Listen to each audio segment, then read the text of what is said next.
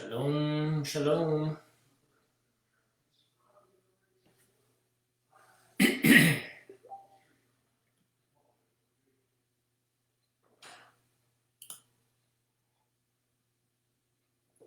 Shalom and welcome. Welcome to Torah HaMashiach, the Torah of Messiah. And we are in, I think it's our fourth week. And we are going to pick up where we left off last week as soon as everybody gets logged in. So just give me a few minutes to start seeing some activity and we'll get started. Otherwise, if you have any questions from last week or maybe even general questions, we've got some time. It's 5 minutes still before we start.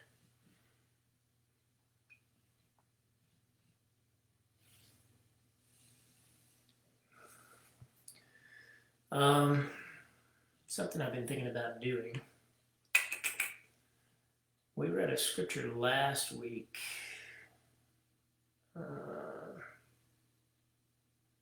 It's going to be relevant this week. I can find it right quick.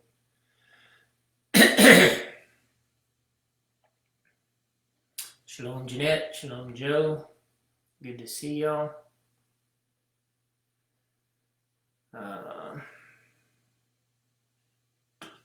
Excellent, thanks Joe. Shalom John, good to see you.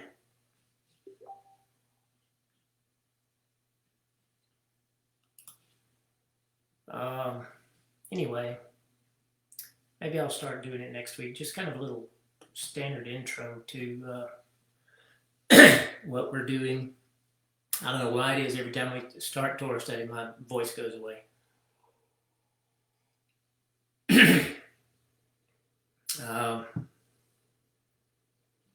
Yeah, but I'll work on that. So does anybody have any questions that are kind of held over from last week by chance?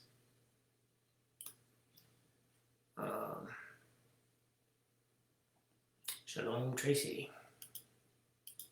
Matthew, good to see you, man.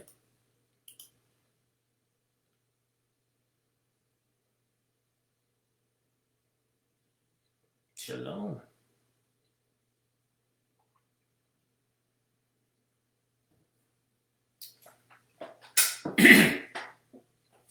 Shalom, Carolyn.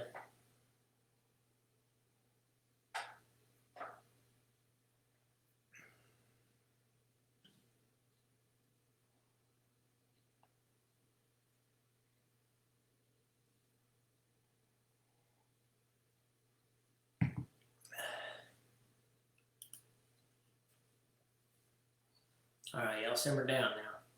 Don't get nosy on me.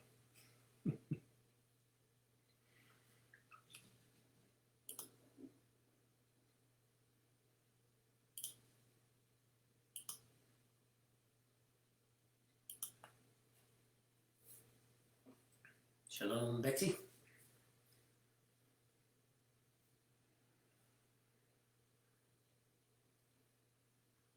It's still early yet, so I hate to just sit here and rock in front of y'all and bore you to tears. I don't have any jokes to tell. None that are appropriate anyway.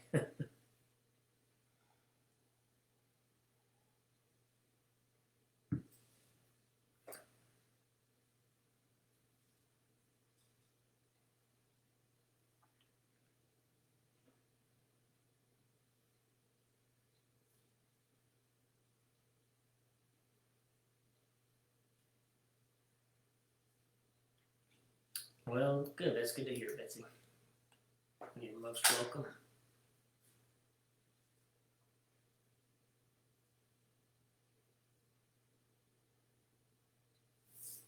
Hey, Jim. Shalom, shalom.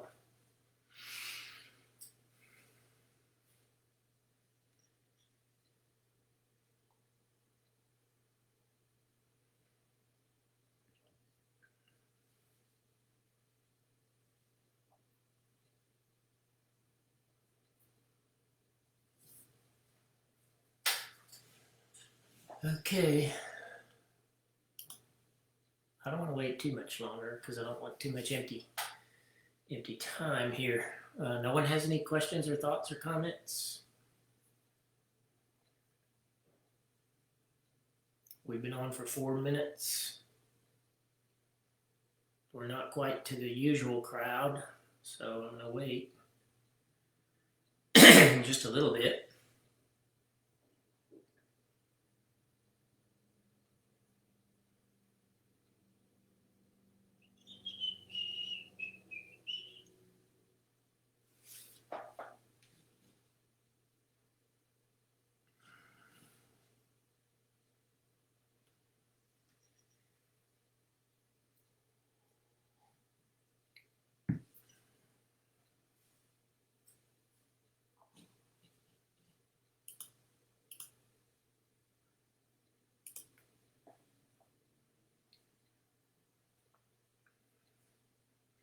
Did get messages from a few people said they weren't going to be able to make it tonight live, so crowd's probably going to be down a little bit, but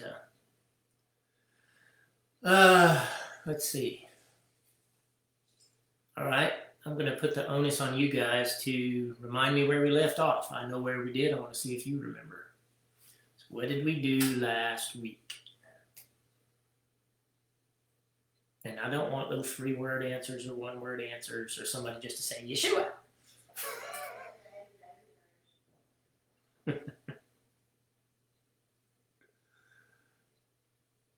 Does anybody remember? Mizocher.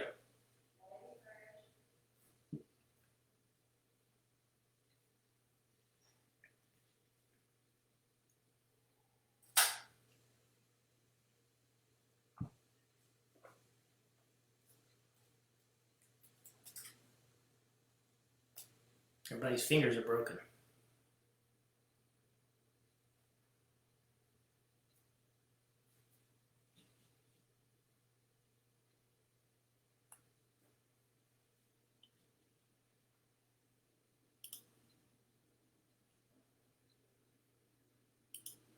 Hey, Daniel, other Daniel.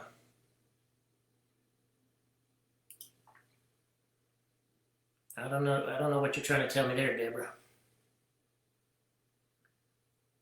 Yep, my wife answered and said the same thing you did, Deborah.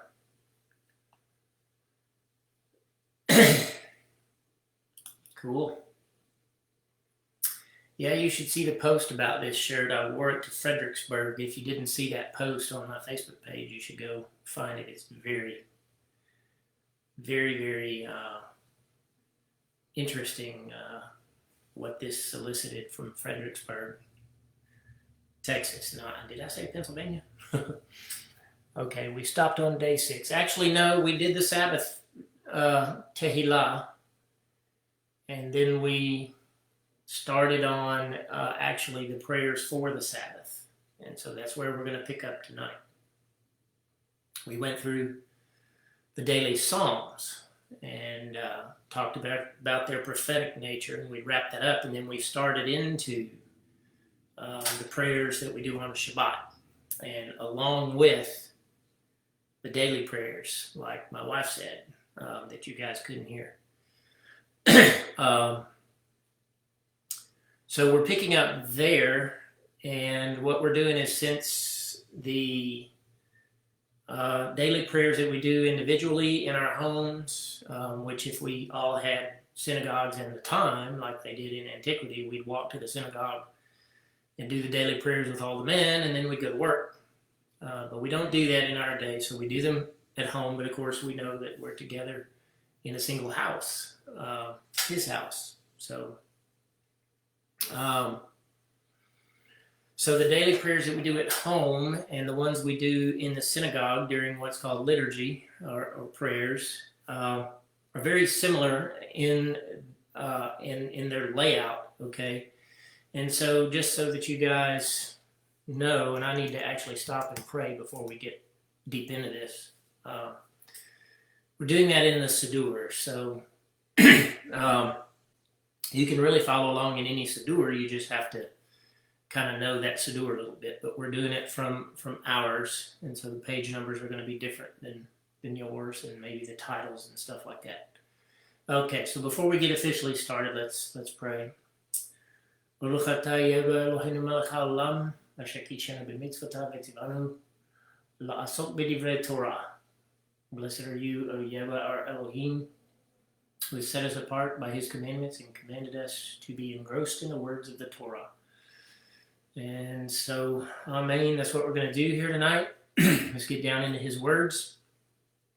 So like I said, we're picking up where we left off in regard to prayers. And so I told you last week that our prayer in the Siddur, and I put that up there, and I'm going to put it in Hebrew as well.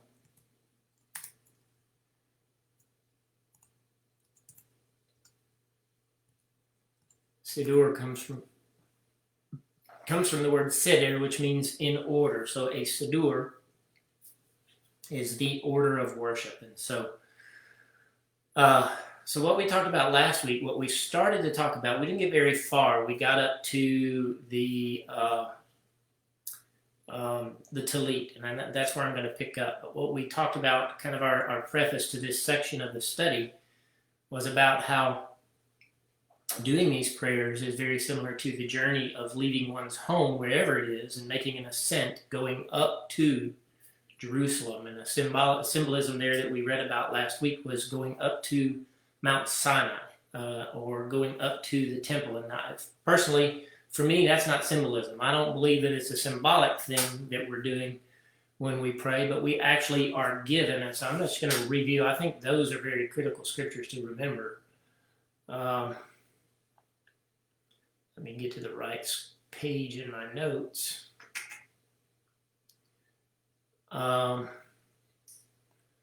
Hebrews, Ephraim, chapter 9, I'll start in verse 11. But Mashiach, who had come, became the Kohen Hagadol, the high priest of good things which he wrought. And he entered into a greater and more perfect Mishkan, which was not made by hands. So Messiah went into the Mishkan up above, and which was not necessary to consecrate because it was made by God and it was consecrated from day one. But Messiah went in there to make propitiation for us. And so in Ephraim chapter 4, we read that because of what he has done for us, I'm summarizing the previous verses, verse 16 says, "Let us therefore come in confidence to the throne of his compassion." If you remember the diagram, the picture that I put up there, the throne on earth is symbolized in or replicated in the Ark of the Covenant, which sat in the Kodesh HaKodashim, which most people call the Holy of Holies, which is that last room in the sanctuary. That's the destination of our prayers. And then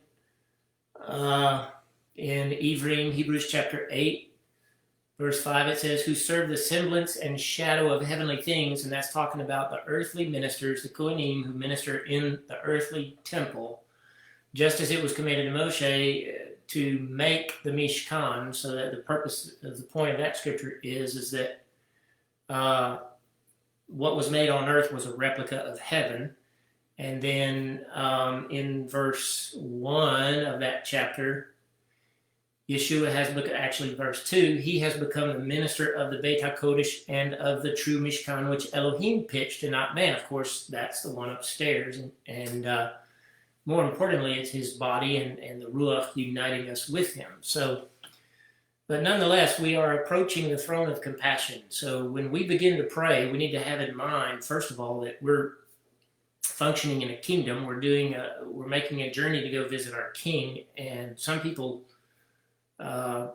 treat that very lightly and don't take it very seriously. And so what I'm trying to do is encourage all of us to take that more seriously and recognize that we are approaching not an earthly king, but the king of the universe who could just say the word and we'd vanish, and perish. So that's kind of the point of this, is to give us encouragement to be a little more reverent in our prayers and to understand the process of what we're doing. Does this mean that we don't say our own prayers? Absolutely not. But the model that I have been using, which I think is very effective, is to pray the prayers that are common in Israel, that were done in the temple, that Yeshua participated in the synagogue. And he prayed often, and he often prayed the words of God. You see that when he fought Hasatan in the or in the desert in the beginning of his ministry, and you see that on his last moment on earth before he died. He was hanging on the tree and he was praying the scriptures, and so that's why we do what we do. So this is a journey, leaving our home and going to see the King, go into his throne room and petition him and gain his compassion and have him meet our needs and have him fight our enemies and have him just be, compassionate toward us and change us, hopefully, and empower us to go out and be good ambassadors in his kingdom. So it is a journey, and we started out with washing. We might revisit that just a tiny bit here tonight, but we started out with washing, and then we started out with getting dressed. In our getting dressed, we addressed the wearing of the tallit. So sometimes the questions don't scroll, so bear with me if I seem like I'm ignoring you. So we did talk about the tallit briefly last week, and I want to start there, revisit it a little bit. So I'm going to get mine again. I have my tzitzit on in a different way, but I told you last week that I like to pray under a tallit. And this is I told someone on Shabbat, this was my first, I don't want to say kosher, but maybe authentic tallit that I got for myself. It was, so it's very meaningful to me. There's a picture of me wearing it right up there on my wall, and on a special day, standing beside my wife. And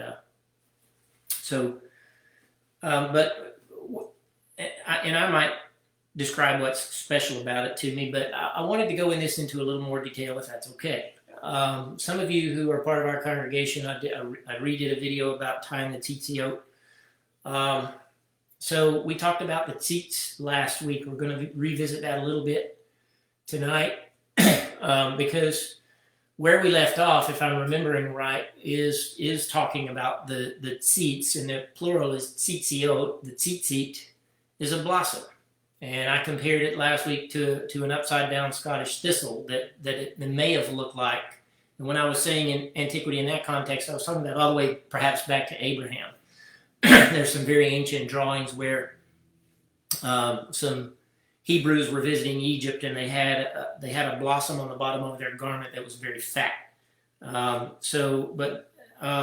This is what we wear today, and I like to be customary in that regard. So I want to describe this just in brief.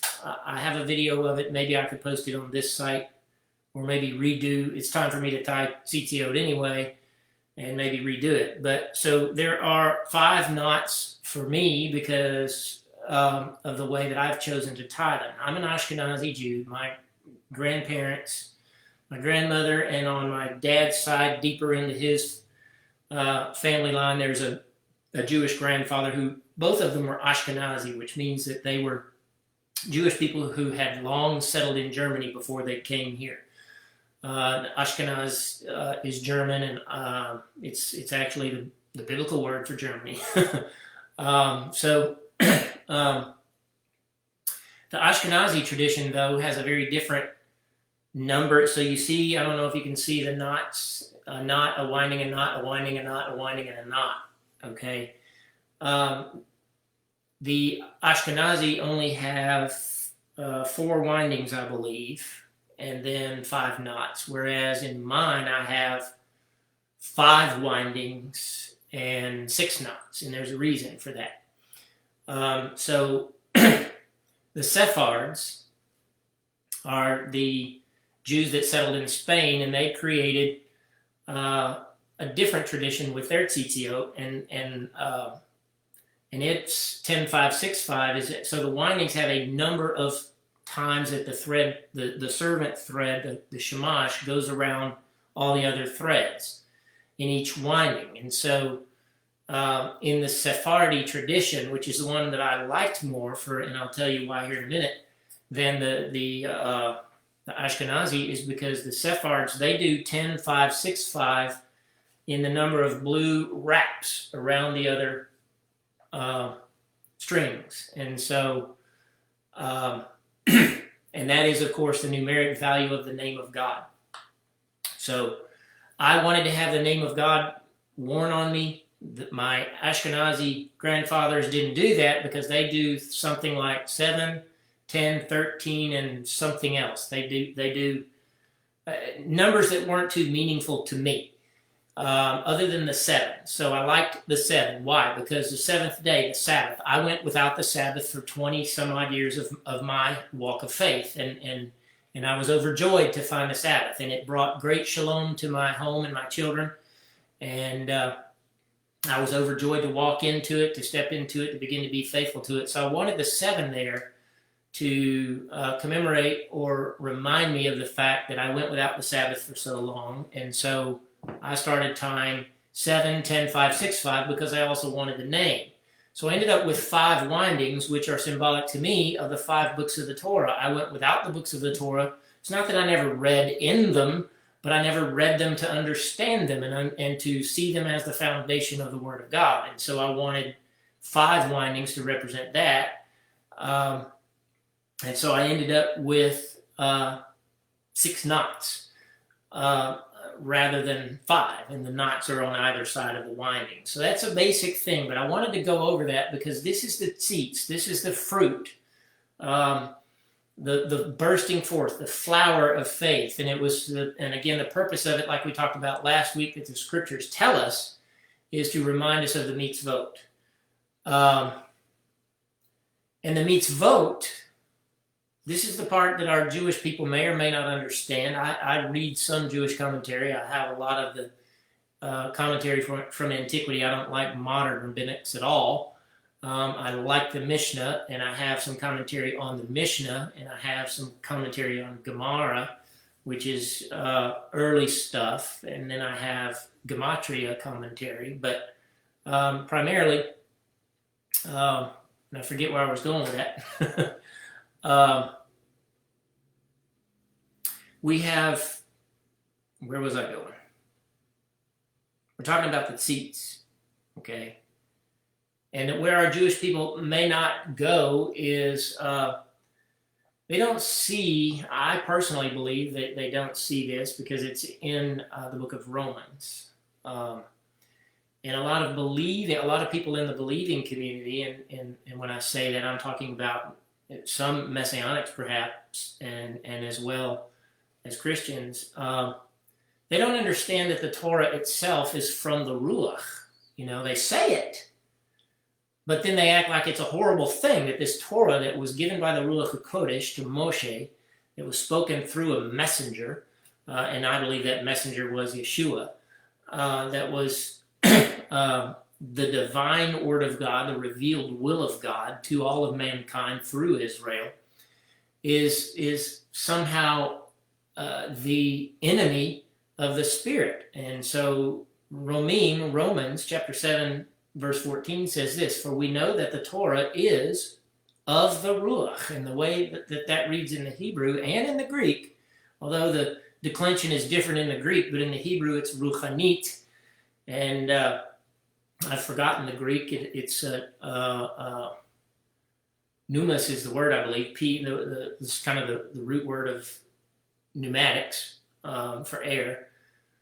But in the Hebrew, that's ruchanit, which means from the Ruach or of the Ruach, or you might say spiritual. So the Torah itself is spiritual. And so we were talking last week about the wrapping ourselves in the talit being of a very spiritual nature. And I think that's exactly what it represents. And so the mitzvot themselves, the commandments, are given by the Ruach HaKodesh, and the Ruach speaks them to us when we err and reminds us of how we're doing wrong. The Ruach is the one that tells us, you're breaking the Torah, so you need to fix this. So I'm going to read a verse that's talking about righteousness. It's talking about the robe, the me'il. We mentioned last week that one of the words for the outer garment in Hebrew is me'il. I believe the word that was used in what we read from Bamidbar chapter 15 was beged, which is the word garment, the 4 corners of your garment, yavigbehem. Vigdehem, your garments. So there's a verse in Yeshayahu, Isaiah, chapter 61, which we've visited quite a few times already in this study and in the last study. This verse is after what Yeshua read, and then, if you remember, he broke it off in verse 2a. He read verse 2a, and then he didn't finish the Yom Nakam Eloheinu. We covered that in the Psalms last week, because, and maybe the week before, because the day of the vengeance of our Elohim is the day that Messiah comes and takes vengeance on the earth. And so this verse is after that. So he has, in that passage, he has taken vengeance, perhaps, or he has redeemed us. He has freed us from prison. He's given us sight in our eyes. And then he tells us this: Sos asis bayah tagel nafshi belohai. There's a song about this that I forget the name of the group. It's kind of pre-Mikedem days. Big group in Israel did this. Sos asis bayah tagel nafshi belohai ki hilbishani, for he will clothe me. Bigday, that garments, Yesha, in garments of salvation, garments of Yeshua, you could say. Yesha is one letter short of Yeshua's name. And there's other verses that talk about being clothed in Yeshua, okay? So, Bigday Yesha, garments of Yeshua, garments of salvation. And then he says, Me'il Tzedakah Yatani. He covers me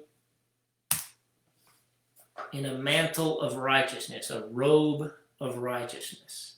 Okay? And then he says, Kechatan yechachen pe'er v'chachala tadeh chalea. And that's basically, he's like a bride groom wearing his crown, or something to that effect. I'd have to look it up. A couple of these words are strange to me. And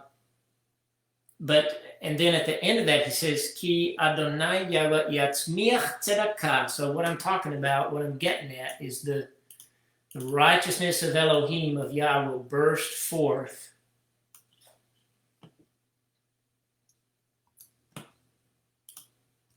And I'll just go get the English for that so you get it really well.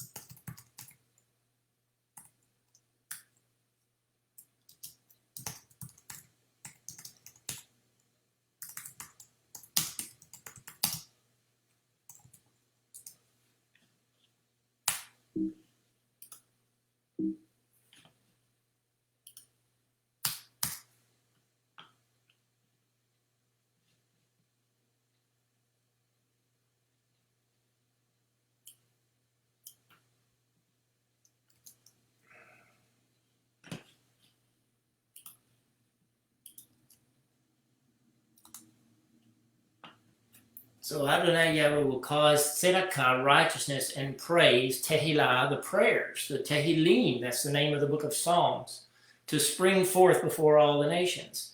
And then, of course, you see right after this, chapter 62, which leads into chapter 63, where Yeshua comes back on the day of vengeance. And so the point that I'm making is that our prayers prepare us for war.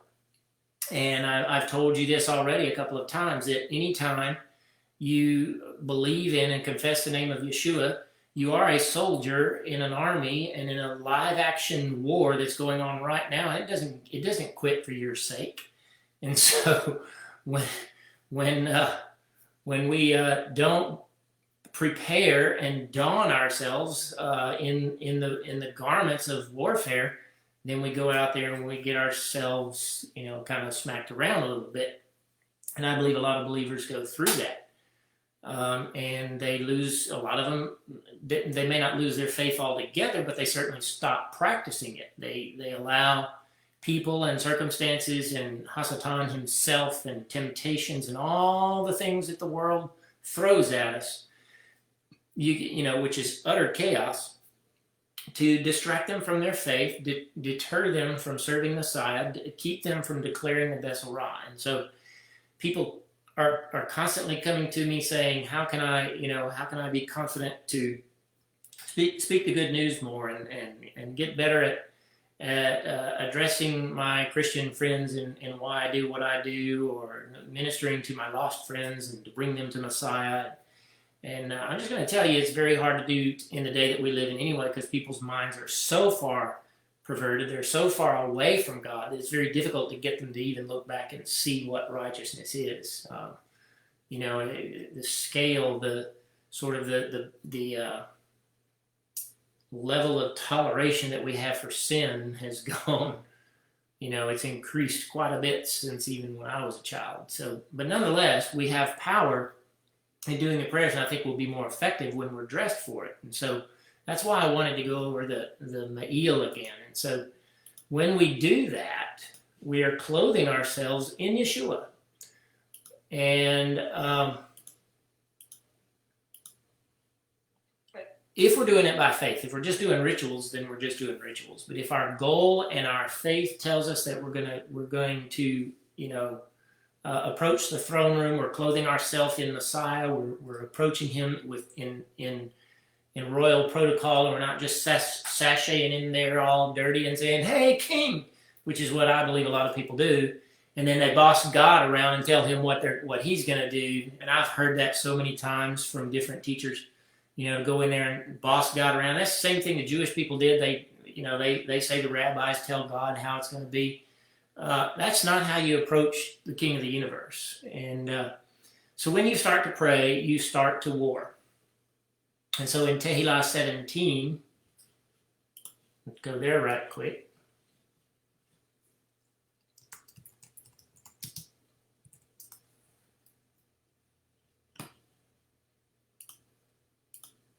In verse 7,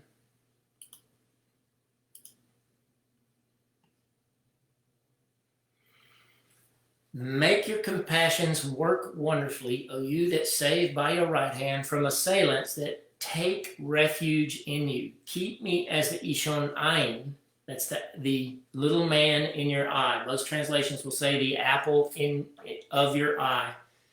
And what this is saying is the little man, Ishon, means little guy. Keep me as the Ishon Ayin. Hide me in the shadow of your wings from the wicked that oppresses, my deadly enemies that encompass me about. And of course, you may or may not in your life have actual people who are your enemies who have surrounded you. But you will in your life, if you belong to Messiah, especially if you are at all active in your faith, you will many times deal with enemies of darkness that we already talked about. And I don't want to rehash that. But the point that I'm making here is that we start off our prayers, the Tefillah of David, hear the right, O Yahweh, attend unto my cry, give ear unto my prayer from lips without deceit. If you read that first verse of Psalm 17, and then he says, make your compassions work wonderfully, O you that save by your right hand. Of course, we know that Yeshua is seated at the right hand of God, and his name, Yeshua, means salvation. From assailants, them that take refuge in you, and that's us. That's those of us who are coming dressed in Yeshua, dressed in the tzedakah that he gives us freely, and walking up to his throne with respect. And then we can say, keep me as the Ishon Ayin. So I want to address that a little bit. Some of you have heard this before, but some of you probably have not. The little man in your eye. If you look, if I were to be able to show you myself in a mirror, or if you wanted to go look at a mirror, you can see yourself in your eye. I don't know. I discovered that when I was a child. Maybe that's why this is so impactful to me, is because I noticed that there's a reflection of me in my eyeball. And when you look at someone up close, if you look closely and the lighting is right, and you can see yourself in the other person's eyeball like a mirror. And of course, this is, you have to be kind of intimate with the person. You don't want to just go up to a stranger and stare in their eyeball. Let me see if I can see myself in there. But the reason that I bring that up is because Noach, he is the first person that found chen, grace, in the eyes. Noach matzachen b'nei Yeva. I've taught this before. Some of you might remember it. I may not spell it right. My spelling in Hebrew is a little weak.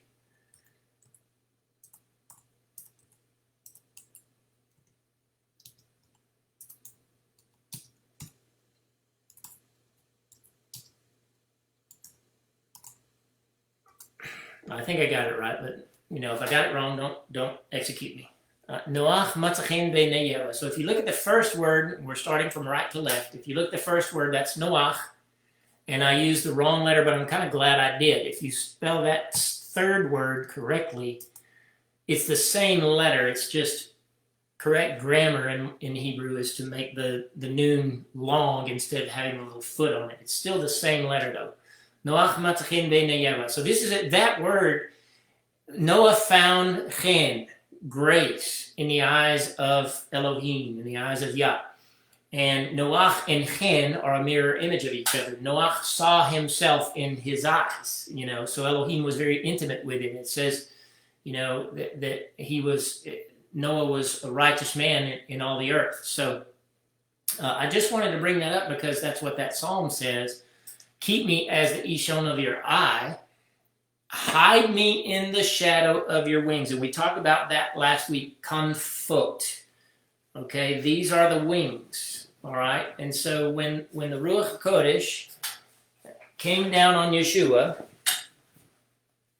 it says that it landed on him like a dove. When the Ruach descended from heaven and Elohim, God the Father, spoke from heaven and said, "This is my son," and it landed on him, then it looks kind of like wings. So that's what we have sort of lived out in actuality when we put the tallit on. And so that's always what I think of when I read those prayers in preparation for putting on the garment. Let's see.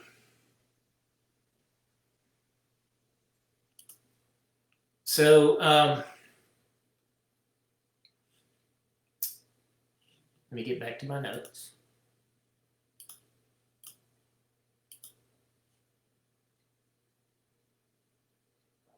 And then in Psalm 36, which we say in a daily prayer, it says, "Ma yakar chasdecha Elohim uvnei adam."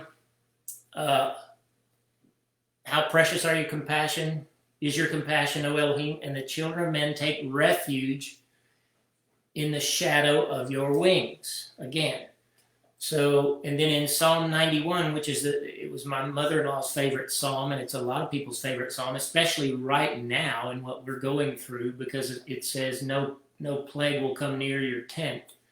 O you that dwell in the secret place of Elyon. And remember, that's our goal of prayer, is approaching the throne of God. The secret place of Elyon, Beseter Elyon. And abide in the shadow of Shaddai. Shaddai means Almighty. O you that dwell in the secret place of Elyon and abide in the shadow of Shaddai. I personally believe that's talking about Yeshua, the one that abides in his shadow, the one that stands at his right hand. I will say of Yahweh, who is my refuge and my fortress, my Elohim in whom I trust, that he will deliver you from the snare of the fowler and from the noisome pestilence. He will cover you with his pinions, and under his wings you shall take refuge. His truth is a shield and a buckler. Okay? So that's the reason that I do what I do in preparation for prayer. And that's I have to take this off because it's hot. It's made of wool. So in preparation for prayer, I put this on. And I'm mindful of the fact that he covers me with his ruach, that he's wrapping me up in his wings. And it has a very, for me, and some people may not need it, but for me, it has a very powerful effect to just bring into reality the fact that I'm going on a journey, I'm approaching him. So, and it's in preparation for going out into the world. All right. And so one thing that we didn't do when we did the daily Tehillim was Tehillah 100. So we're going to do that tonight because it's one that we do every day. It was done every day in the temple. And I think, hopefully, you'll see why when we get there. It's Psalm 100, and this one was done every day in the temple. And it was probably, I haven't looked back to refresh my memory, and I'm not 100% sure that I actually read the time that it was, that particular psalm was read. My suspicion is that it was in the morning. Incidentally, in the morning in the temple, there was a disc hanging over the door, and the sun rose up over the Mount of Olives, and when it hit that disc, that was the clock telling them it was time for morning prayers. So it was about sunrise. And so I really like it when I'm able to do that and the sun starts coming through my window in the morning. That's all just, it's not necessary. Your prayers aren't not heard if you do them when they're dark. We know God abides everywhere in all times. So, but anyway, I think about the temple a lot, if you can't tell. So Psalm 100 means Mor Letodah, a psalm of thanksgiving. And you're going to see why in a minute he calls this a psalm of thanksgiving in Psalm 100, verse 1. I'm on page 4 of the Siddur. Hariu la'yeva kol ha'aretz. And remember what we talked about, that all the daily psalms that we've already looked at were very prophetic in nature. They had something to do with the end times. This one starts off that way right away. Hariu la'yeva. What does that mean? Shout unto Yah, all the earth. You can't get any more Yom Teruah than that. Ivdu et Yeva besimcha. Serve him with happiness. Bo'u lefanav bir nana. Come before him with rejoicing. De'u ki Yehu Elohim. Know that he, Yah, is Elohim. Hu asanu velo anachnu. He made us, we didn't make ourselves. Amo v'tzon marito. We are his people and the flock of his pasture. Bo'u she'arav, come into his gates. This is another allusion to Yom Teruah. I should have told you, I'm pretty sure I did, that Yom Teruah is the day of the opening of the gates. Yeshayahu chapter 2, the Hiklut chapter 4. You see the opening of the gate. Yeshua talks about it in his prophecies about the end times. So the opening of the gates is in reference to Yom Teruah, which has already been alluded to in verse 1. Come into his gates with thanksgiving. And thanksgiving is, Todah is the word there. And that's also rooted, let me put this in there. I want you guys to know this when you see that word. Do I still have you with me? There's a bit of silence going on here. Todah is the word there. Bo'u she'arav, come into his gates, betodah, in thanksgiving.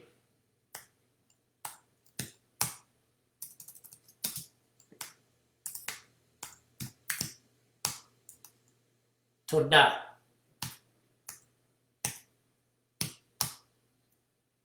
Look at how similar it is to Yehuda, from where we get our word Judah. So Todah itself, thanksgiving, is rooted in one of the words that actually means praise. You know that Yehuda is the the tribe of praise. They were the ones that went out singing in front of the rest of the army in order to terrify the opposing army. So when it says Bo'u she'arav betodah, it's more than just, hey, thanks up there, God, you're good. It's recognizing and praising him for his goodness toward us. Chatzakotav b'tihillah, come into his courts with praise. That's another form of praise. Those are, I told you, the book of Psalms is named Tehillim. Hodu lo baruch shmo. So give thanks unto him, bless his name. And I have to do this a little bit briefly, and I think it's a reminder. I think we might have talked about this already once. But baruch hu comes from the word barach, which is the root word for the knee. It does mean to bless, but it comes from the concept of lowering oneself to to bring honor and glory to the next person. And it's an impartation of power. It's an impartation of authority to someone. But in this context, it's a humility of basically setting Elohim up above us and recognizing that, our bowing down to him. Baruch Hu Shmo, bless his name. Ki tov, perfect is Yah. Leolam chasdo, his compassion is forever. Ve'ador vador emunato, and his faithfulness unto all generations. So I wanted to go over that because that is a daily psalm that we do it every week in our synagogue before we begin to sing the songs, which is kind of what you're seeing in this psalm. Come into his gates with thanksgiving. That's what we're doing when we're saying this psalm, and sometimes we do sing it. Into his courts with the prayers, with the praises, the Tehillim. So we actually live that out when we're in the synagogue. So I wanted to bring that back to your attention because I skipped it when we did the daily Tehillim. Any thoughts or questions or comments so far?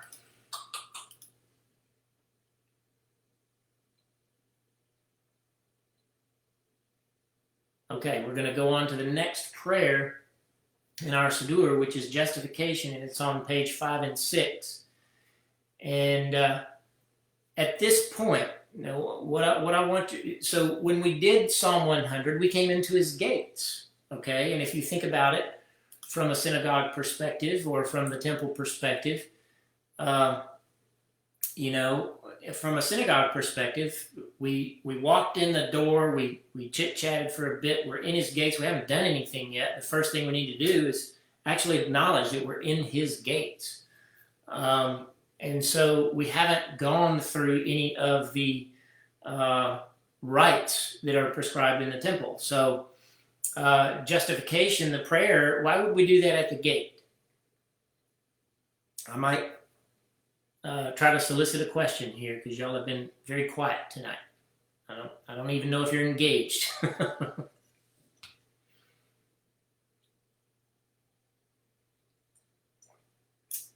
Why might we recite a prayer about justification? And this is messianic. This is in our Siddur, and it's in other messianic Siddurim. Why might we speak about justification very first thing, as soon as we start our worship? What do you think that might hearken to in the temple days? Anybody?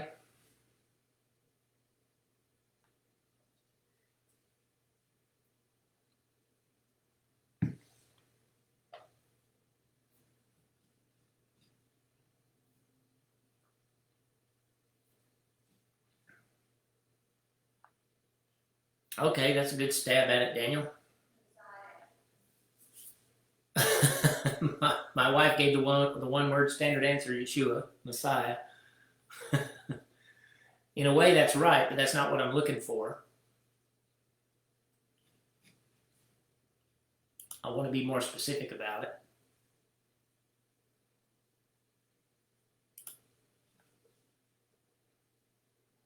Mikveh, which is an immersion pool. That would be more symbolized in the washing that we did first thing, if we did washing, or if we at least acknowledged washing in our first prayers. To be worthy to enter in reverence, we need to know that we're justified by the blood of Yeshua, which allows us to come. You're all hitting on things that are true, but that's not the symbolism that I'm looking for, so I'm going to read it. And Yahweh spoke unto Moshe, saying, when you take the sum of Bnei Israel according to their number, then shall they give every man a ransom for his soul unto Yah. When you number them, that there may be no plague among them when you number them. So what this is talking about, and this was carried on in temple times, is that you gave money at the gate. You gave a little bit of, it was called a ransom. You gave a ransom price that was supposed to be, everybody could pay it. Not, the rich couldn't pay more, and the poor couldn't pay less. So if sin is forgiven by the blood, yes, that's all correct. But we're doing that, my point is that we're doing that at the gate. Okay, we're doing that before we even get before we even get into the court of Israel. And the court of Israel is where all the sacrifices happen, where all the worship happens. And So we're taking care of ransom, redemption at the gate. And so we know, everyone that is a believer in Yeshua knows that they have been ransomed. They know that the price has been paid. So for us, it's not a paying of the actual price. It's an acknowledgement of it. It's a reminder of it. And so that's why we do that prayer. And for us, that prayer comes out of the Brit Hadashah. And there are scriptural references to it. Reshit Chochmah, actually that part's out of the Psalms. Reshit Chochmah, Yirat Yehuah, Sechel Tov L'chalosehem, Tehilato Medet La'ad. The fear of Yah is the beginning of wisdom. A good understanding have all they that do thereafter, that do the mitzvot. His praise endures forever, stands forever. Vehu Rachum Yechaper Avon Velo Yashrit. This is another psalm. He is merciful to atone for iniquity and does not destroy. Vehirba lehashivapo velo ya'ir kol chamato. And then the next part is the part that comes out of the Brit Hadashah. Ve'im omrina anu she'shutafut yesh lanu imo. If we say that we have fellowship with him, but we walk in darkness, we lie and do not follow after the truth. But if we walk in the light as he is in the light, we have fellowship with one another. And the blood, which is our ransom, our redemption, the blood of Yeshua the Messiah, of Yeshua his Son, cleanses us from all sin. If we say that we have no sin, we deceive ourselves and the truth is not in us. If we confess our sins, he is faithful and just to forgive us our sins and to cleanse us from all our iniquity. And so the idea is that we don't bring our baggage into the synagogue. We don't bring it into the day with us. If we went to, theoretically, you shouldn't go to bed at night with your baggage. Do not let the sun go down on your anger. You should be doing the night prayers in order to sanctify your sleep and start your day right. But like I said, you're going to be attacked at some point. The Hasatan's going to try to get to you if you belong to Messiah. And so this is dealing with any of that. And of course, and I've tried to declare this, the thing that we in the Messianic community need to start practicing more and more is the declaration of his blood and the declaration of his resurrection. We really have to learn more to think about that, rely on that, meditate in it. And so that's why this prayer is in there. And then there are 3 different prayers that we alternate in our synagogue on sort of sanctification. And one of them is a combination of 2 verses. One that Yeshua prayed in his prayer, Abba, Kadesh otam ba'amitecha, ki devarecha shelecha emetu. Abba, Daddy, Father, set them apart by your truth. Your word is truth. And then the next one, B'choli bidarashteka al tashkeni b'mitzvotecha. That's out of Psalm 119. With my whole heart have I sought you. Oh, let me not err from your mitzvot. So that's how we remain set apart. That's how we keep the righteous robe that he gave us, that we just put on symbolically, that we should have on always because of our trust in Yeshua. Keep it clean. Keep our lives clean. So all of this, I think, is helping us do that. The speaking of the word, when you put it in your mind, it goes down into your heart and you pull it out with your mouth. If you're saying it in emunah and trust and hope, then you're actually activating that in your life and you have a better chance of actually maintaining your tzedakah. And in the day that we live in, that's kind of paramount to do. Any questions or comments so far? You have 2 more of those for sanctification there. And on page 7 of the Siddur, the attributes of mercy is one of my favorites. Yehuah el rachum vechanun, erech apayim v'rav chesed ve'emet, notzer chesed lalafim, noseh avon v'afesha v'chata'a v'nakeh. All right. Yehuah el, God, merciful and gracious. Rachum vechanun. Grace was in the Torah. Yeshua didn't invent it. People take Yochanan chapter 1 and which says compassion and truth came by Messiah Yeshua. It gets translated as grace and truth came through Jesus.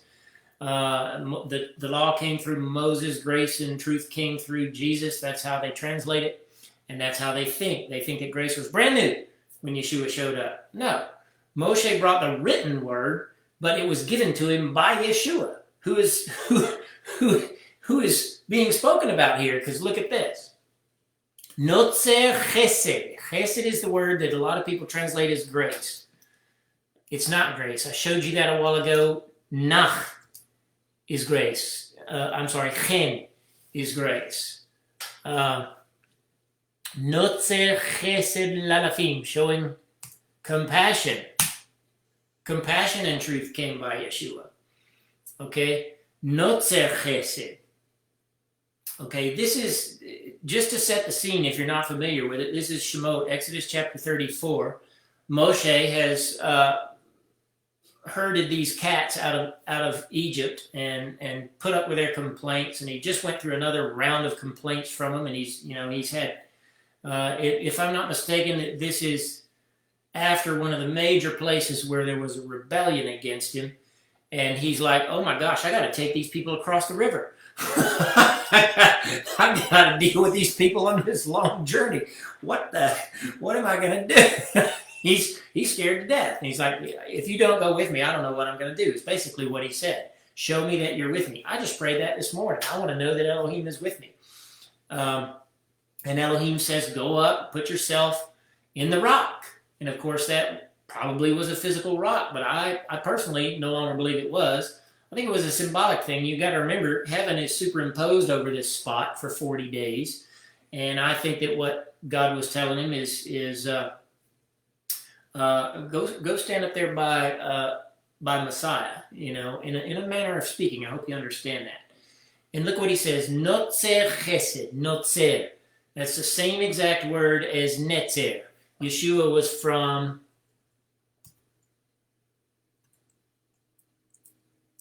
Let me get my Hebrew back.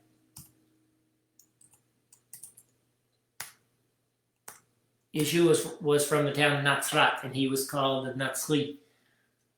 Same word. The branch, the offshoot, the guardian. That's the meaning of it here. Guardian, keeper of compassion, guardian of compassion, protector of compassion to thousands. Okay, so there's an image of Yeshua in that. And what are we? Of course, we're talking about our prayers here. And let me get back to the Siddur.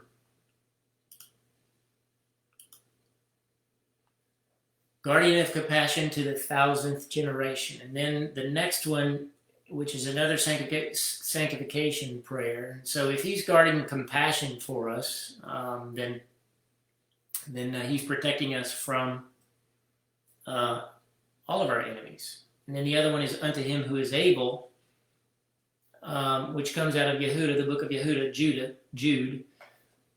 Now to him who is able to keep you from falling and to present you faultless before the presence of his majesty with exceeding joy, to the only Elohim our Savior through Yeshua HaMashiach Adonai be glory and majesty, dominion and power both now and in all ages. So you're starting to get an idea of the fact that we're approaching him. We're coming into his presence. And of course you have to be set apart to do that. You're set apart by the blood of Messiah, but what we're doing is recalling that to mind by the Holy Writ, by the scriptures that the Ruach HaKodesh inspired about our sanctification, our being set apart. So that's why we're doing what we're doing.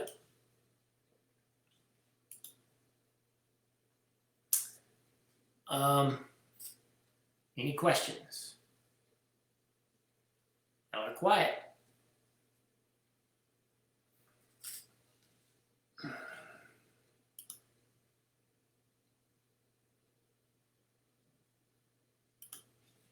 Okay. Vayachulu is next. And this is where we are acknowledging Shabbat. So we might tarry here for a little bit. Vayachulu hashamayim v'ha'aretz v'chol tziva'am.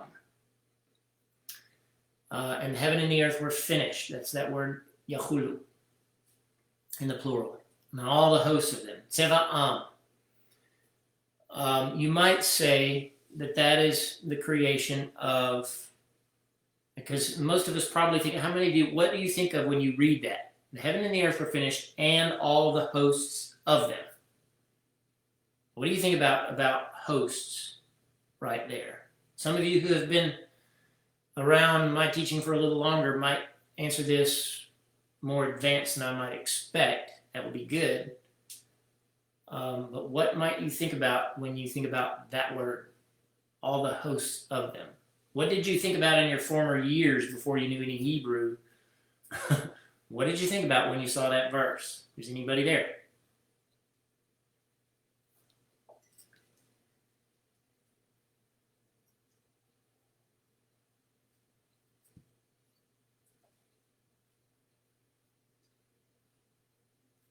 Bueller?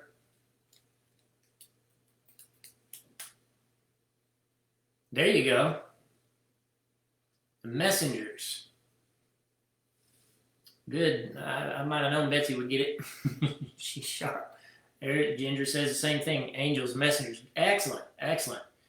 Everything that lives within it, that would be applicable as well. And certainly Adam might even be included in that because he was created by this point. This is the beginning of Bereshit, Genesis chapter 2. So absolutely, messengers. Why? Tzava'am, Tzav is an army. Tzava is an army. Tzav is a command. Tzava is an army. Tzava'ot is armies. Tzava'am is their armies. That's why it says host. A host is an old English word, Middle English word, I should say, for armies. And on the seventh day, Elohim finished his work which he had made, and he rested on the seventh day from all his work which he had made. One of the main reasons that we keep the Sabbath is because it is a recollection, a remembrance, a recalling to mind that we are created beings. We just read it in Psalm 100. You created us. We didn't make ourselves. What does man teach today? Man teaches that we made ourselves, and God had nothing to do with it. We crawled out of the primordial soup. Evolution is an anti-Shabbat doctrine, and I oppose it in every way.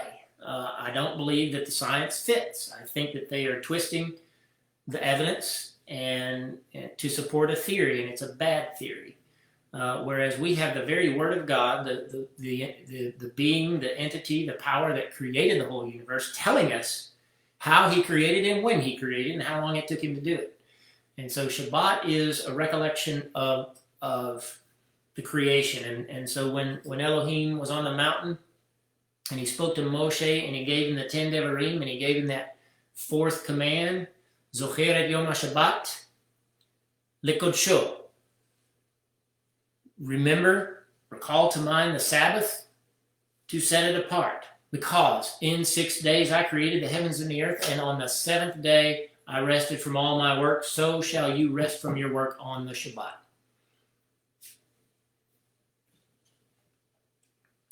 Amen, Lindsay. Thank you for that.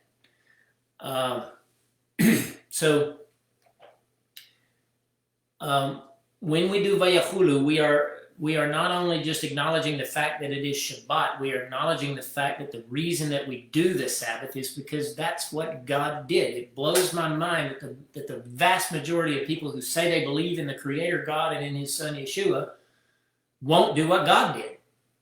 And that's to rest on the seventh day. This is what I believe, doing this week after week and day after day. We don't do that particular prayer every day because this is a Shabbat prayer. And we typically do it in our homes, so we don't do this one in the synagogue a lot. Although if we do it on Erev Shabbat, and we in our little synagogue might at some point be doing it on Erev Shabbat. And if we do, then we will do this prayer because that's when this one is typically done. Vayachulu Hashamayim, because this is the beginning of Shabbat. We're ushering it in. Vayevarech Elohim et Yom HaShevi'i. He blessed the seventh day and hallowed it, set it apart, made it separate, made it distinct. There's all different kinds of concepts that you can think about there. Kivo, in it, Shavat. So I want you to see that.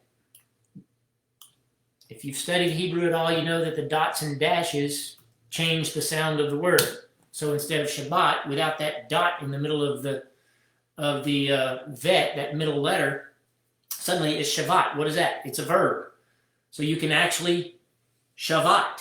It's a verb. You can rest. You can actually do the Sabbath. And that, I believe, is what Hebrews 4 might be talking about. I have to look at the Hebrew grammar again there. But there remains a rest, a Shabbat for God's people. I believe it might be the active form of Shabbat there in Hebrews 4. He blessed the seventh day, and because that in it he sevened. Because that's also the root word of seven, Sheva. Sheva is the word for seven. And so from all his work in creating that he made. So Elohim stopped all of his creation at the end of the sixth day, and on the seventh day he rested. And so that's what we are supposed to do. And that's why we say, Vayachulu, he completed the heavens and the earth and all their armies, and he rested on the seventh day. Any thoughts or questions about that?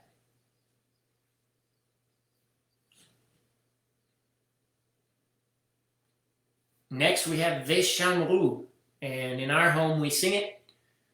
Sometimes we sing it in the synagogue, and that is from Shemot, Exodus chapter 31, which is kind of at the completion of the giving of all the mitzvot. So Elohim gave the 10 commandments in chapter 20, and then he started giving all of these other mitzvot. And so in chapter 31, he revisits the Sabbath, and he says, therefore, Bnei Yisrael shall keep the Shabbat.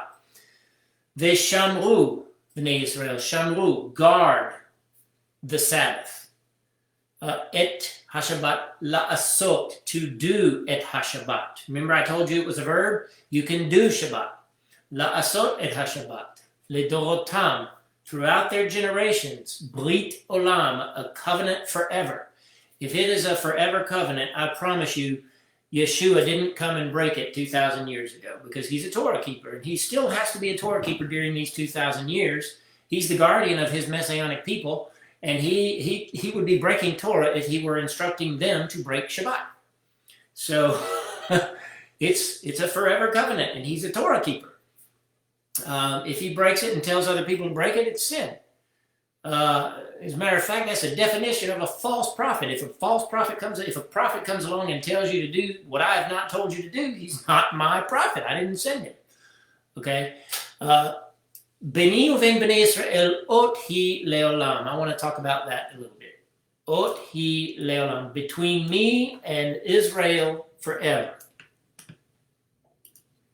Before I get to the next word, between me and Israel forever. So a lot of people teach that because Shaul came along, Paul came along and was the shaliach to the Gentiles, that he went out and taught the Gentile people to worship him on any day, or, we're going to worship him on Sunday because that's the day he rose from the dead. We're going to worship him on the day of the glorious Son because that's the day that he rose from the dead. And I've proven to you, and I believe the scriptures, even in Greek versions, bear it out, that he didn't rise from the dead on Sunday morning, but it was very late on Saturday night. I personally believe it was Havdalah. I believe that the Hebrew scriptures, the Aramaic scriptures prove that. One of them actually says Motzei Shabbat, the exiting of the Sabbath, as to the moment when he rose from the dead.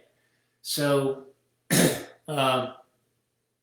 uven bnei Israel ot hi, Beni uven bnei Israel. So people think that Shaul went out and taught Gentile people to break the Sabbath, when you cannot find one place in the Brit Chadashah where a Gentile is worshiping God on Sunday.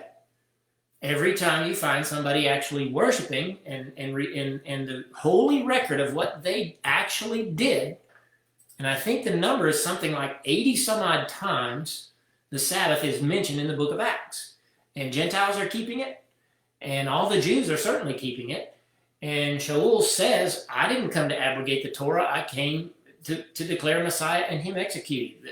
He took a vow. We've talked about this. He took a vow to prove his fealty, his loyalty to the Torah, to all the Jewish people who believed already and were zealous for the Torah. So Israel, and this is what I was trying to get to, this says it's a covenant for Israel. This is why we teach that Jeremiah chapter 31, verses 31 through 33, are a renewal of the covenant. And that's one of the reasons I wanted to do this, is because we're focusing on Shabbat right now. We're going through the Shabbat prayers right now. We're talking about the renewal of the covenant at this moment, and that covenant is the shedding of the blood. Yeshua took the cup of the renewed covenant in his blood. He actually says that, the Brit Hadashah. All right, that's why we call the New Testament scriptures Brit Hadashah. Jeremiah chapter 31 through 33. Yeshua lifts up that cup in Passover 900 years later after Jeremiah and fulfills the scripture and says, this is the cup of the renewal of the covenant. What did Jeremiah say about it? I will write my Torah upon their hearts, and they shall know me from the least of them to the greatest of them. I will cut a renewed covenant with the house of Israel and Judah. And then he says, in the second time he restates that, I will cut a renewed covenant with the house of Israel. No longer shall they. So my point is that Israel is all of Israel. That's all 12 tribes which had returned to Israel in the time of Hezekiah the king. All of Israel was unified. Yeah, there was a very small number of the 10 northern tribes, but nonetheless, they were there. That is Israel. That's Judah and the northern tribes already restored. Plus, like Galatians says, anyone in chapter 3, Galatians says that any person who trusts in the God of Abraham through Yeshua is a child of Abraham. Abraham is the father of the nation of Israel through Jacob or Isaac and Jacob. So, and then Galatians 6 verse 9 or 19, I can't remember, it's one of those, says that we basically are the Israel of God. And so we're not replacing Israel, we're joining Israel. Gentiles join themselves. That's what Romans is talking about when he says, you were cut out of a wild olive tree and grafted into the olive tree of Israel. Not the olive tree of the northern tribes, but the only people that Shaul was talking about was Jewish people at the time. You've joined the Jewish people. You're joining the Jewish customs in 1 Corinthians 11, verse 1 and 2, and 2 Thessalonians chapter 2 and chapter 3 say the same exact thing. I taught you the customs of Israel. So when we're talking about the eternal covenant of Shabbat, it was given to Israel. It was given to the Jewish people, all 12 tribes, and anyone else who would join themselves to that nation through Messiah, because faith has always been in Messiah. Before, in the Old Testament and the New Testament, it was always, they were looking forward to Messiah. They looked forward to him. We look back and we carry him forward, and we look forward to his return. So, and then I wanted to get into Othi. Does anybody have a question about that, though? I haven't seen any activity. Checking for questions.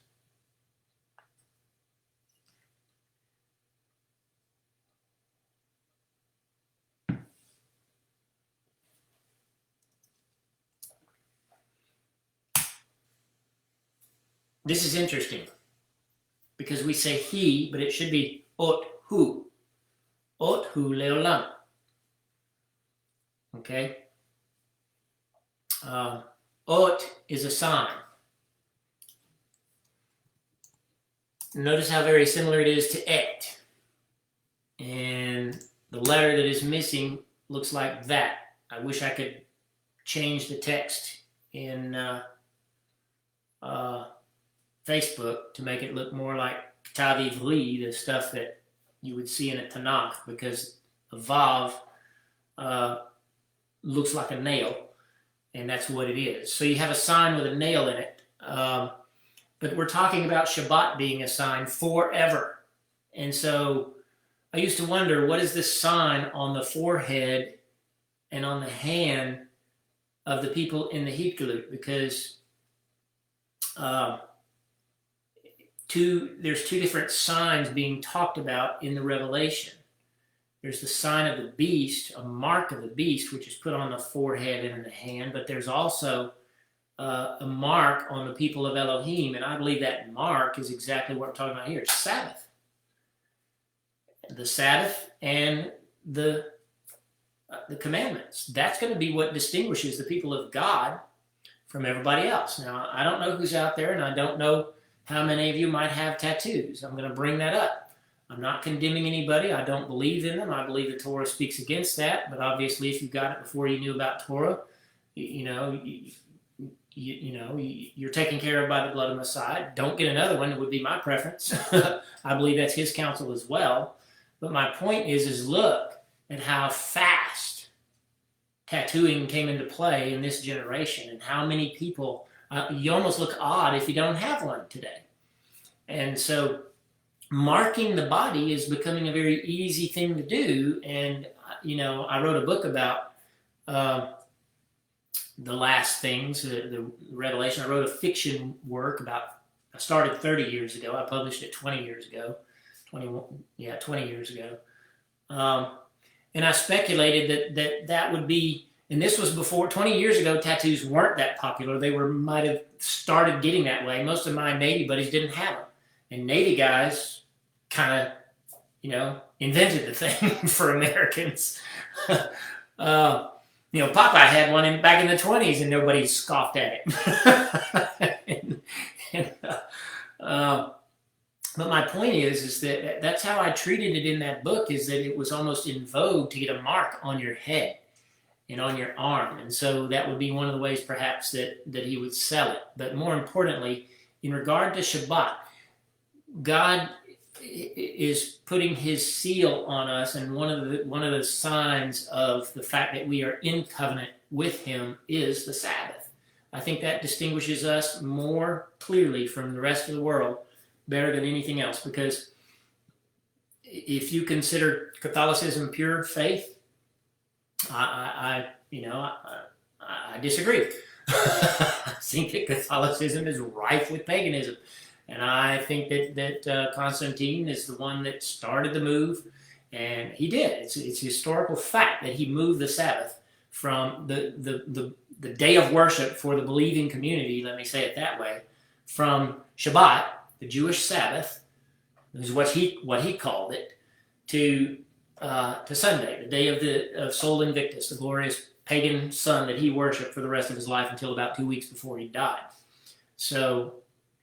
And you have most of the believing world following that, and doing what Constantine did to the congregations way back then. So, again, I'm not condemning tattoos. I was just making a point about how easy it is now to mark the body up. If Shabbat is the sign of the covenant, is Sunday worship a sign of the anti-Messiah? I don't know. It could be. If you consider, and we're getting a little bit off track, but I'm going to go there. I think it's worthy. If you consider that the beast, who is Mashiach HaSheker, the false Messiah, if you consider that, and you consider that there is a harlot who makes a marriage with the beast, and these are people groups. Okay, I've taught this.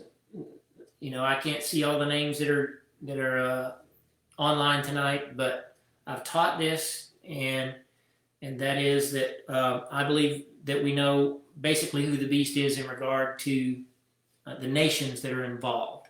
The beast rising out of the sea, that's a group of nations, and that's basically the Mesopotamian Fertile Crescent region, which includes Greece and Turkey, Iran, Iraq, Syria, perhaps Lebanon, all the non-Arab Muslim nations that live in that Fertile Crescent area, perhaps even Kuwait and Oman and those other nations over there down near the Persian Sea over there. I don't think they like to call it that anymore, but nonetheless, that swath of land right there is the beast.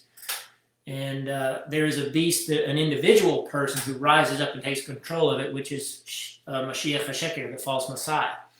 But that beast gets in league with, creates a marriage with, if you will, a harlot. And a harlot is someone who cheats on God. And so I do believe that is the majority of what most people call Christianity. And I hate to say that because Christians get offended, but you gotta bear with me. That's why God says, "Come out of her, my people." We're not condemning everybody that is Catholic or Protestant that follows that still keeps them. We're not condemning them. We're asking them, wake up, come out of her, my people. That's God saying that, not me. And I believe that is who the harlot is. So in that sense, it could be that Sunday worship is the only day that Mashiach HaSheker will approve of. I don't know. You have, or maybe he just says, worship me every day because he's going to exalt himself above everything that is called God. So maybe not. But I know this. If you're trying to keep Shabbat during that time and worship Yeshua, it's not going to be cool. It's not going to be easy during that 7 years. Any other questions? I've got messages I'm going to check.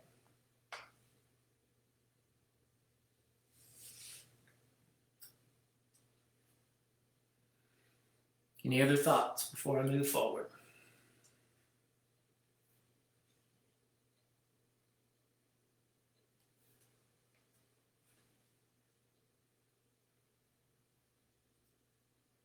All right, let me get my notes back.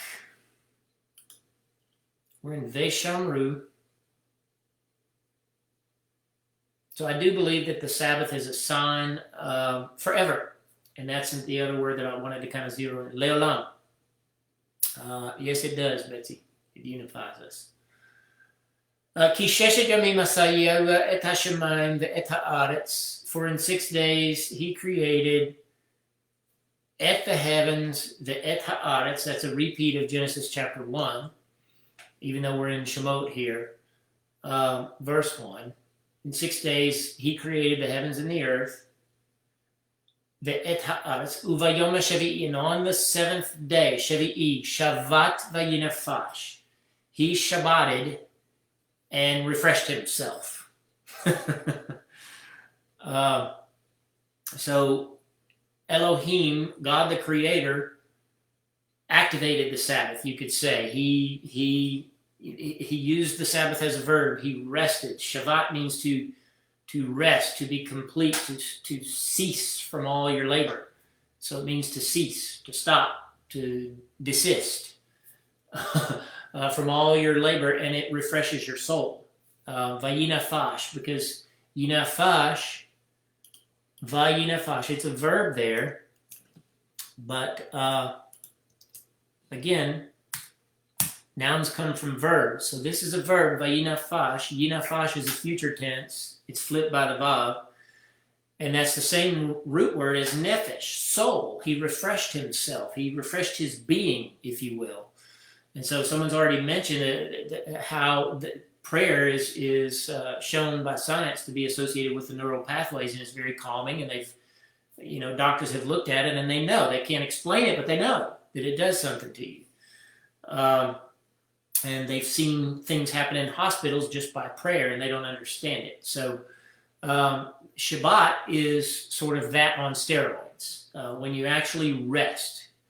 And I've explained this before. It's hard to explain. My wife and I, we talked about it at Shabbat a couple of weeks ago, how very congruous our life has been with the history of Israel. And it seems to follow the same schedule. And so when 28 years ago we got married, and I think about Shelby was about almost 9, I think, so maybe 8 years later, we finally got to a point where we were willing to just say phooey on everything else. We're going to keep Shabbat, and we were still going to Sunday congregations because we had moved to Houston. And we weren't near a Messianic synagogue. There were none in this area. And so, but we said we're going to do it anyway. And as soon as we did, we had contention with her ex-husband for almost 8 years, and threats on our lives, threats on our home to be burned down, threats on Shelby's life, threat of a double suicide right before we started keeping Shabbat. The guy threatened to kill himself and Shelby, and maybe I shouldn't be putting that out there, but it's the truth nonetheless. And I called a private detective to get him followed if he was going to carry it through. Thankfully that didn't happen, but nonetheless the threat was there. It was chaos all the time. I had to it got to a point where nearly got to a point where I was going to hurt him, or try to. He's a big guy, but I would have been at my wit's end, so I probably would have hurt him. And when we started keeping the Sabbath, it just went silent. It went away. And people often, even still today, have been keeping the Sabbath, for however long that's been, alluding to it for 20 years, but keeping it for, more like 22 years, because it was about 98, 99 when we started keeping it. So, people always ask me, how do you do everything that you do? Where do you find the time? Where do you find the time? I can't tell you how many times people have asked me that question. And yes, I'm a very efficient writer. I'm very fast. I type about 100 words a minute when I'm in the zone. I write very fast. I don't need a lot of time to write a very long dissertation. That is true, but nonetheless, I do a lot, and I'm not boasting on myself, but I'm trying to boast on Abba in that I believe that I have redeemed my time. Okay, we talked about ransoming our souls, redeeming our souls. I believe that I have redeemed my time properly according to God, and that is by stopping what I'm doing, stopping building my own kingdom on Friday evening before the sun goes down, calling to mind the Sabbath, Zachor et Yom HaShabbat, call it to mind. We're calling it to mind in our home, and resting and refreshing myself. And it is very refreshing. Even though I go and minister in the synagogue, it's very refreshing to stop and not build my own kingdom, but focus solely on worshiping Him and serving Him and resting in Him. And I think because of that, He manages my time very, very well. It's amazing to me. I still notice it today. Even when I'm not 100% devoted to Him and I'm distracted, He's still doing that because I'm still keeping His Sabbath. I might during the week do something that, have an issue that causes me to lose my focus on Elohim for a bit. But Sabbath will come around and it's back. And I've redeemed my time, and what does He do? The next week He slices up my time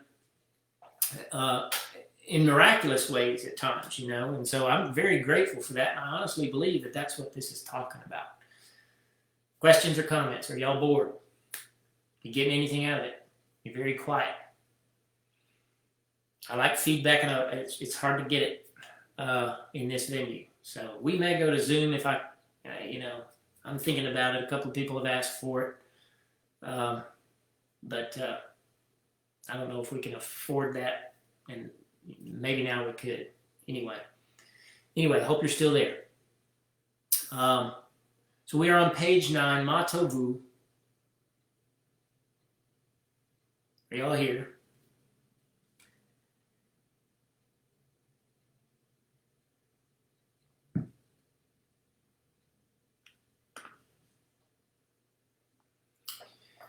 So I like to think at this point, after we have done, we've come through the gate, if you will. We've acknowledged our sanctification, which there's another washing. And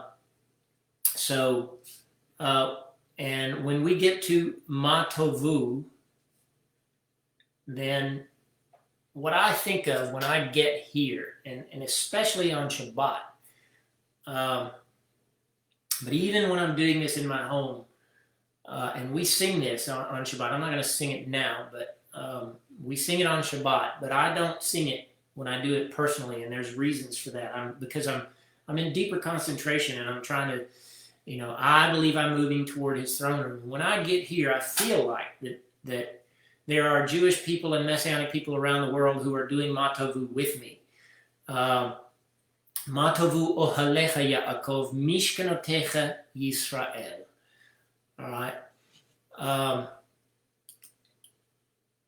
that's the one I want to focus on. The word that I want to focus on is mishkanotecha. Okay.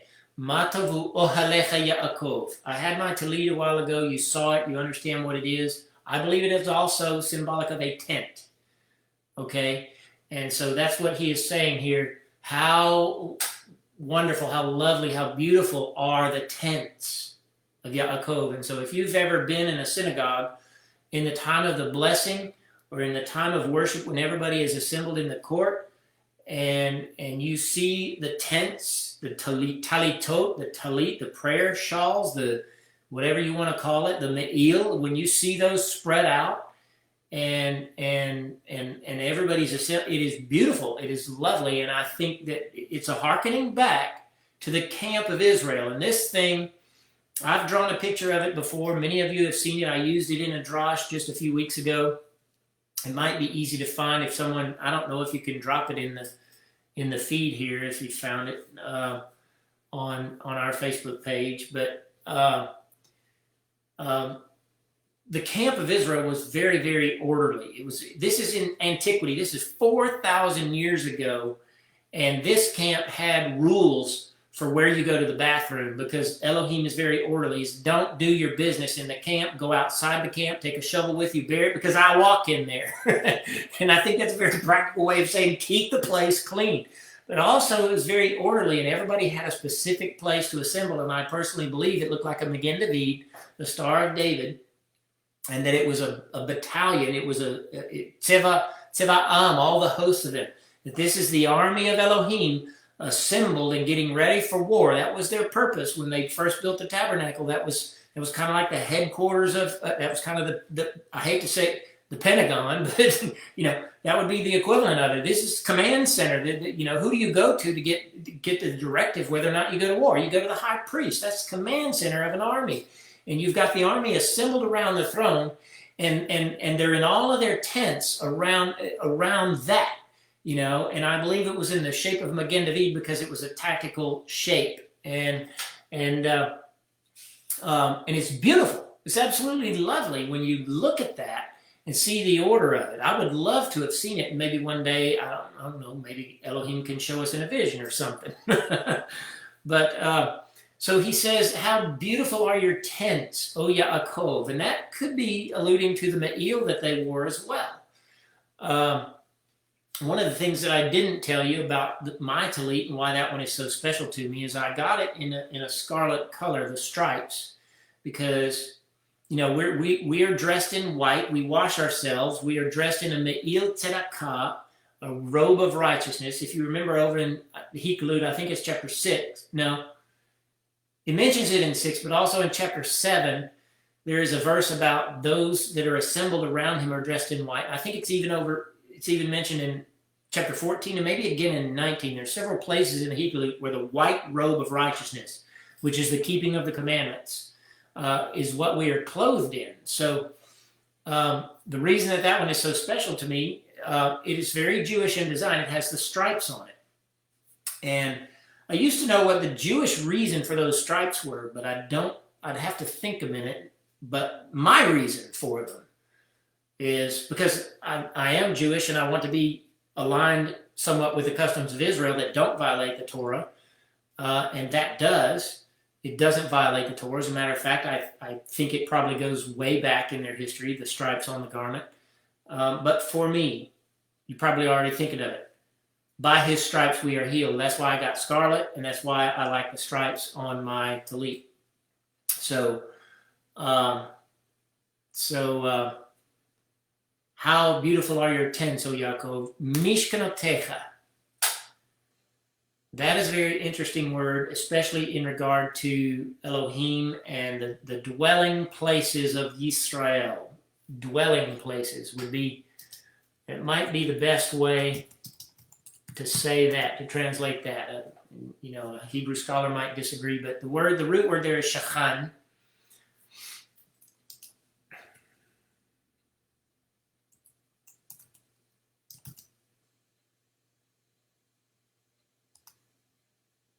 And many of you know this if you've listened to me for any length of time. Shachan means to descend and rest upon. It's kind of implying a descent, a coming down on, a settling down is what it's implying. And so that's why it's called a dwelling place. But this is where the word, I joke about it, Shekinah glory. If you've never heard it, you have to be in redneck East Texas to hear it that way. more Hebrew-esque would be Shekinah. It comes from the same root. It's the settling down. So the abiding presence of Elohim. And so a Mishkan is another reference. So this is in the plural, Mishkanotecha. It's possessive plural, masculine. But it's also kind of alluding to the synagogues that our Jewish people build. And it's certainly alluding to the Mishkan. That's another word for, you might see a Jewish person, if you say tabernacle, they might say Mishkan, even though tabernacle in the Gentile mind is more associated with Sukkah than with Mishkan. But this is the dwelling place of Elohim. Well, this is the dwelling place of Israel. And in this context, they're dwelling around the tabernacle. If you're not familiar with where this scripture comes from, it comes from Bamidbar, about chapter 24. How lovely. This is, we say this blessing. We're standing, we're in the synagogue. The brethren are assembled. They're standing around the court of Elohim. And in our synagogue, there's a bema in the middle, which represents the altar, and then the ark is behind us, which represents the Holy of Holies, and the brethren are assembled around it. Well, this is Bilam, who is being asked by Balak, and Bilam is from up around Babylon. He's a foreigner from way far away. He came a great distance to curse Israel, and Balak is from that northeastern side of the Jordan River, that where Manasseh and Gad and Reuben settled. 3 of the tribes settled there, but they first had to conquer his people. But this is before they were sent across. It's after they disobeyed and didn't get to go, but they were on that side of the river, so they approached this guy, and he came, curse this people for me because they're gonna take me. I know they're gonna take me. Curse them so they can't take me, he says. And so Bilam looks at them from the top of Mount Peor. He's looking down on them. He said, and he wants to curse them, but he can't help it.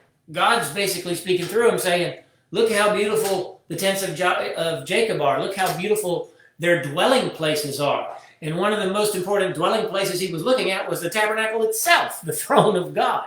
So that's important for us to understand, because we ourselves are the dwelling place of Elohim. We are Mishkan for Elohim, and it kind of alludes to that over in 1 Corinthians. And then he stops quoting Bamidbar, and he starts quoting one of the Tehillim. Va'ani berov chasdecha avo v'techa. In your compassion, in the greatness of your compassion, I will come into your house. Eshtachave el hechol kodshecha be'iratecha. I will bow down. I will prostrate myself in your sanctuary, your set apart sacred sanctuary, in awe, in fear, in great wonder of you. And then the next verse, Yava ahavti me'on betecha. I love the habitation of your house, the place of your house. I love it. And this means a lot to me, and it needs to mean a lot. Probably for some of you who have been Messianic for a while and you go to a synagogue, it means a lot to you to assemble with the brethren. But it means a lot to me when I'm praying it in the morning. That's what I'm saying. It's many times I've wondered, who am I praying with? Because somewhere in the world there's got to be somebody doing the exact same thing I'm doing. Who am I praying with? Who am I in my tent with? With whom am I worshiping God at this moment? And so that means a lot to me. Just not every morning. Some mornings I'm a little groggy, perhaps. I haven't had enough coffee yet. But a lot of times I really meditate on that, and it kind of moves me. And I've been compelled to actually get down on my knees where it says, Eshtachave ve'echra'ah. I will bend the knee and bow. I will prostrate myself before Yahweh, my maker. There we are, alluding to the Sabbath again, or to the creation again. Va'ani tefillati. Here's another word for prayer, tefillah. Tehillim is prayers, but it's more in regard to praise and adoration, whereas tefillah is prayer in regard to petition and meditation, perhaps. Va'ani Tefilati lecha yeva et chatzon. Let my prayer come to be before you at the time of acceptance, at a proper time. Again, that kind of alludes to protocol there. Berov chasdecha aneni be'emet yishecha. This is a beautiful thing. In the abundance of your compassion, answer me in the truth of your Yeshua. All right? And any time that you see salvation in any of our liturgy, in Hadavar, if you're using that, or the Siddur, or any of our other liturgy that was done by Perik, then you're going to see salvation spelled that way if it derives from Yeshua's name. So I want you to see this. Yishecha, your salvation. Look how close that is. That's Yishecha, your salvation. Look how close that is to Yeshua.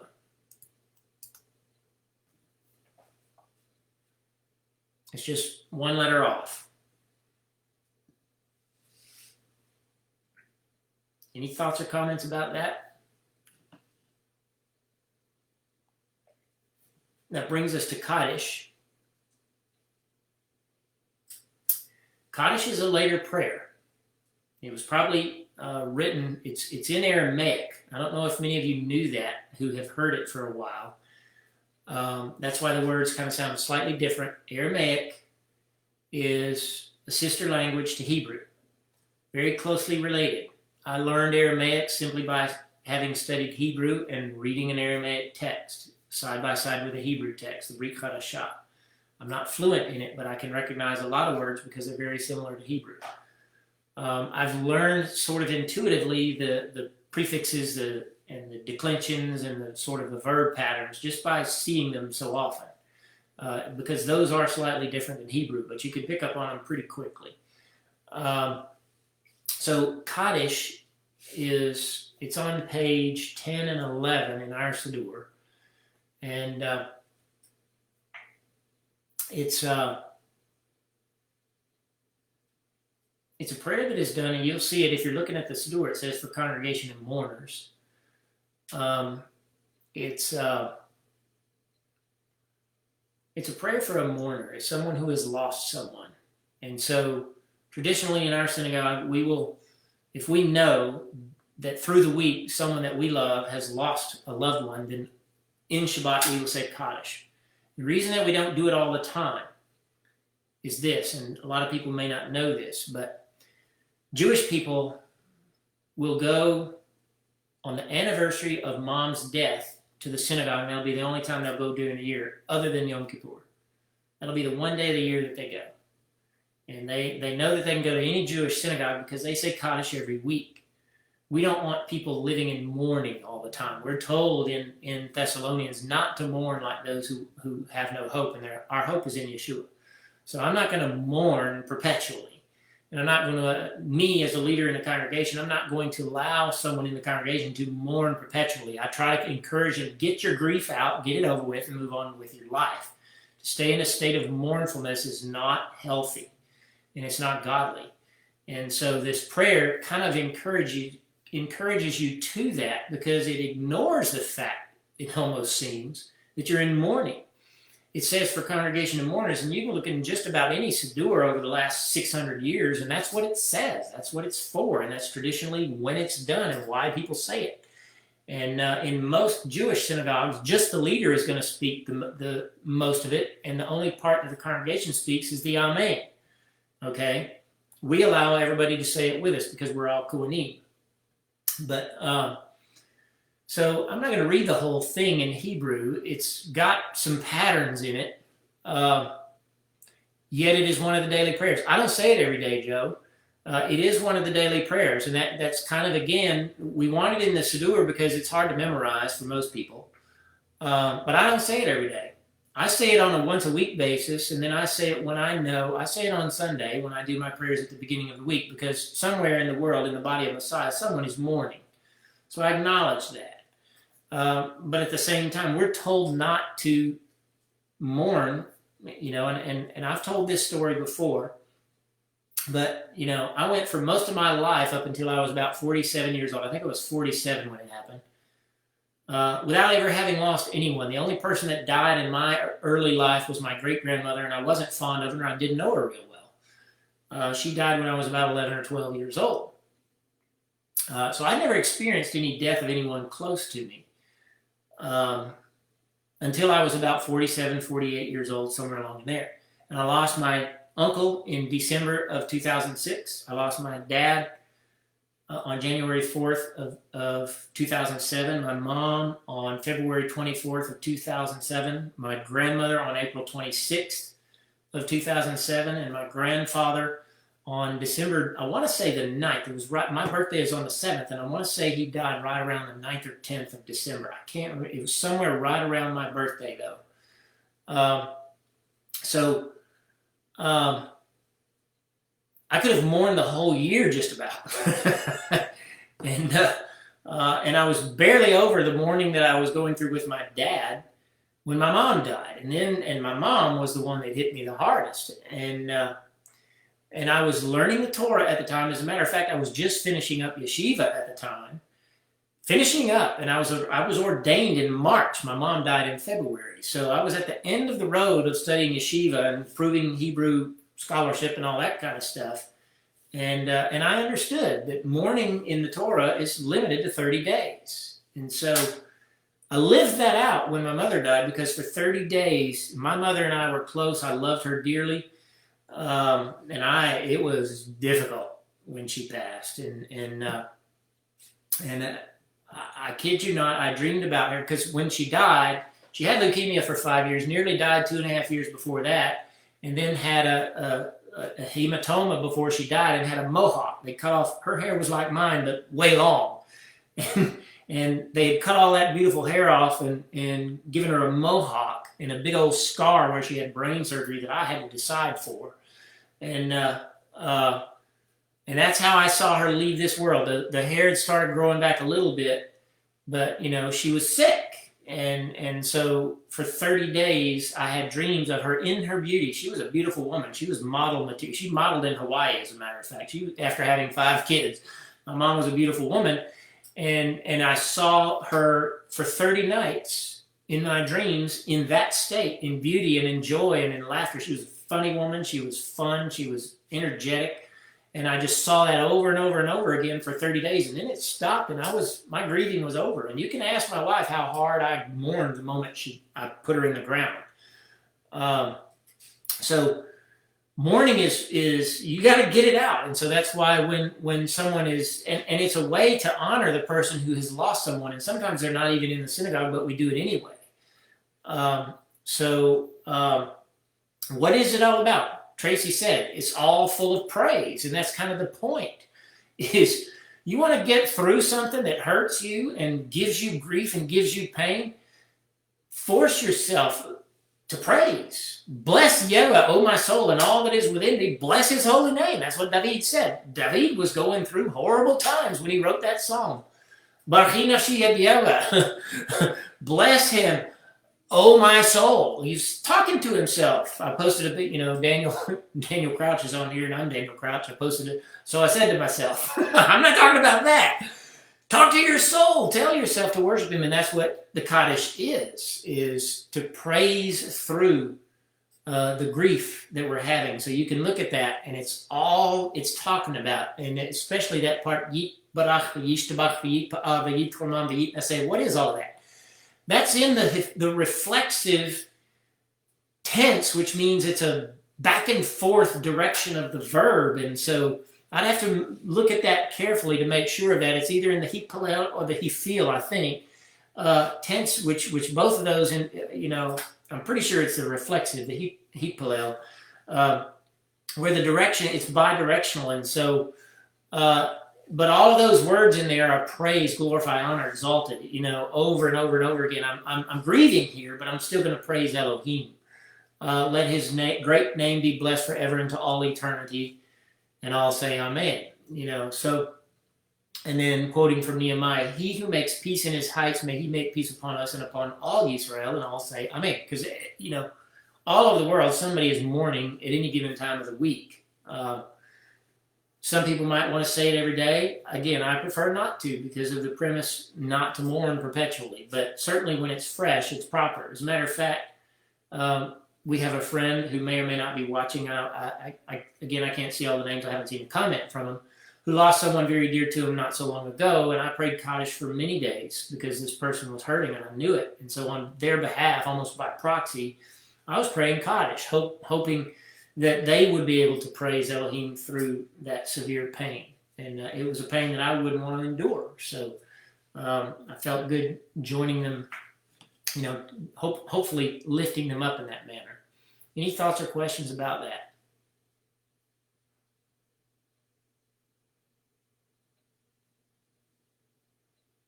So where might we be? We're still standing in the court. Have we offered any sacrifices? I believe we have, especially in regard to praises, because that's one of the things that we offer.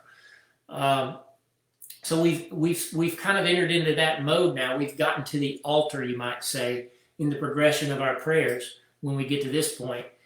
And certainly when we get to the next two, which, if you skip the Kaddish, and again, one of the reasons I don't feel real compelled to do it every day is because it is a little bit later of a prayer. It came almost in the Talmudic age. I think it's very early, and that's what I was going to say a while ago. There's two versions, if you will, or two influences on Talmudic literature. One is the Yerushalmi, which means the one from Jerusalem, and one is the Bavli, which means from the one from Babel. And they've combined them to make a single. Once the two communities were able to unite, they combined them into one. That's what I have over here, is one set of Talmudic books. Okay. I'm pretty sure that the Kaddish did not originate in the Mishnaic age, which would be 1st century, 2nd century. I'm pretty sure it's a little bit later, but I still it's still very biblical. Is the reason that that we included in our Siddur, and a lot of Messianic Siddurim do have it in there, even though it's a later rabbinic piece of liturgy. It's not a direct quote of Scripture is what I'm getting at, but it is kind of taking pieces and parts from Scripture. And so that's why it was left in our Siddur. But we have started, we've made it to the altar. You might say that altar worship has begun when we get to this point, because then the next thing is Baruch et Yahweh HaMevorach. You could see all of Israel bowing down right here. Bless Yahweh, the blessed one. We're on page 12 now. Baruch Yahweh HaMevorach Leolam Vaed. That's a very standard prayer that is done in Israel. You can see that in the Mishnah. It's a quote from Psalm 106, verse 48. The other one is a call to prayer out of Psalm 89, verse 53. So both of these are very scriptural prayers, and it's an invocation to pray. And so this is where sacrifice begins. So I like to think of the altar being burning, having some kind of offering on it, be it a mincha, which is bread, which would smell very sweet. And you know what baking bread smells like? And this got incense on it, or, spices and salt on it, oil and salt on it. The meat might be on the altar, which would smell very aromatic. So our sacrifices have started here. We've made it to the altar. If you can, maybe what I'll try to do next week is post before we start. Maybe someone could send me a reminder on Thursday to post an aerial diagram, because I do think I have one of the courtyard that shows where the altar is and where the sea is, and how that's laid out. And I think there's one I'd like to get that even has the sort of, it's not a ditch, what would you call it? It's almost like a tiny canal where the blood goes into, and they sweep the blood into it, and it goes out on the east side of the temple. So I'll try to find that, because that's where we are by now in our prayers, is up to the altar, and we're starting to actually go into worshiping Him. We've made it. And our destiny, you got to remember, is to go up into the sanctuary. And so in the temple, back in the day when they had a temple, at certain times of year, they would put all of the Kohanim, the priests, on the steps of that. And there's 15 steps leading from the base of the courtyard up to the sanctuary. and they would put the Kohanim on those 15 steps, and they would sing the Psalms, the Tehillim of Ascent. And I've known people that's what they do during their prayer time, is they do the Psalms, the Tehillim, the Psalms of Ascent. Okay, so I have a question here.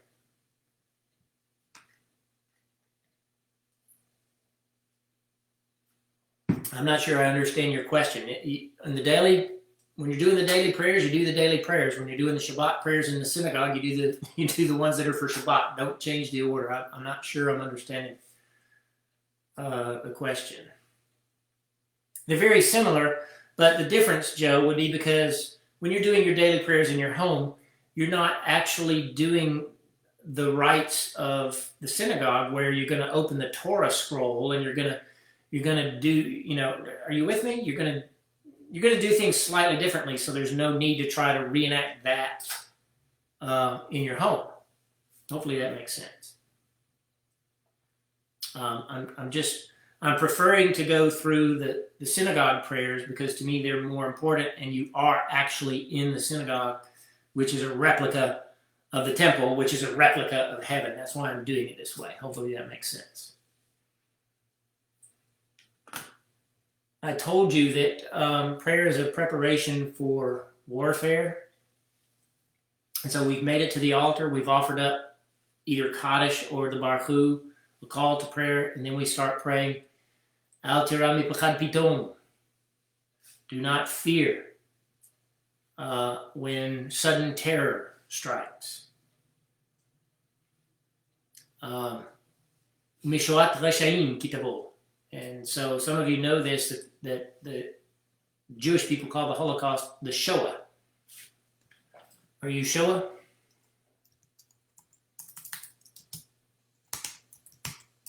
You'll see that, and variations of it, depending on who wrote it, in regard to the Holocaust.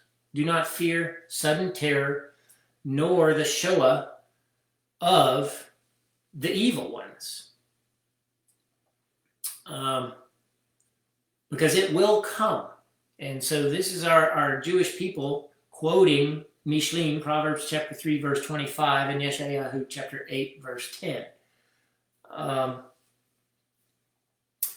Utsu etza vetufar, do your scheming, because it will not work. Dabaru davar, speak a word, velo yakum, it will not rise. I'm kind of prevailed here. For Elohim is with us. Ki imanu el. And of course, every standard Protestant believer knows what Emmanuel means, but not many of them pick it up when we read it in the synagogue, when they hear it for the first time. Imanu el. For God is with us. That, of course, we know to be an allusion to Yeshua. So right away, we're thinking about our enemy, but we're not worried about it because Yeshua is with us. And so I like for people to think about that in the synagogue in the future. When things are disturbed in the Ruach, and forget about that. Yeshua is with us. Immanuel, God is with us. Even to old age I am he, and even to gray hairs will I carry you. I have made you, I will bear you. Yes, I will carry you, and I will deliver you. So again, one of the purposes of going into prayer is to remember that we are his army, and when we go out to conquer. And I don't think a lot of us have that, including myself. A lot of times we don't have that mindset when we leave our prayers and they go into the world. Lately, trust me, I have had that on my mind on a just about a daily basis. There's been a few days go by where for some reason it's been utterly peaceful, and I haven't had to worry about it. One thing, I've been working at home, and my sweet wife is the only one I've run into. I don't run into these wicked humans. So it's me and the dogs and the wife. And I got one dog that's a little bit gnarly when you try to touch his bone, but the other one is just sweet as a kitty cat. I mean, he's just lovable. So I haven't had to worry about it too much. But I do encounter people online at work, and they can rub your rhubarb, and so I've tried to prepare for that. So That's one of the things that we're doing here. The adzikna anihu. Even in old age, I'm he. I'm him. I'm whom. I'm the one that protects you. I'm God, he's saying. Ad sheva ani esbol. Ad seva, I should say. Ani esbol. Even the gray hairs. Boy, I got a lot of those. It's covered up right now with oil. I will carry you. I've made you. Here we are, hearkening again to our Creator. Remember what I said? Shabbat is all about the Creator. It's a remembrance of the Creator and that we are His creation and we are entering into His rest. And, I think because of science, and science is not bad if it's good science, but most science regarding creation is garbage science today because it twists the evidence. And so one of the major things that we as believers need to do is meditate on the wonder of creation and how big that makes God. I can't stand people who limit God to say that He couldn't build it in 6 days and that the evidence says otherwise, because I'm going to believe God over the evidence, the interpretation of the evidence, any day. So here we are. I will carry you. I will deliver you, even to old age. Why? Because He's our maker. Okay, we don't have very much time left, and it's kind of a perfect place to stop. So it's 5 minutes early. Are there any questions? I hope you got something out of it. Once again, if you want to rewatch it, please do so from YouTube. And if you want to share it, please do so from YouTube. I want to drive the viewership up over there. My little mini-me said he's going to help me in regard to getting things out there. He's very good at marketing and stuff. So, but in the meantime, just a little bit of help along the way. Just share it. If you have questions, go to this Facebook page where you got on and send questions there. If you have any questions tonight, let me know. I wish they would do the, somebody's typing a message thing on this because I can't tell if you guys are active and I don't want to cut you off yet. Any questions or comments?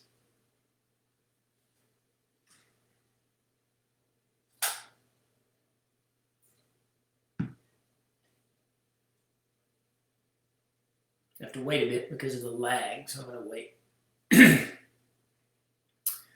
If you want to go to Zoom, if you think that would be a better venue, maybe we should try it 1 week since our viewership is not above our limit on that. We do have an account, so let me know about that. Thank you, Jeanette. Glad to hear that. Any other thoughts or comments?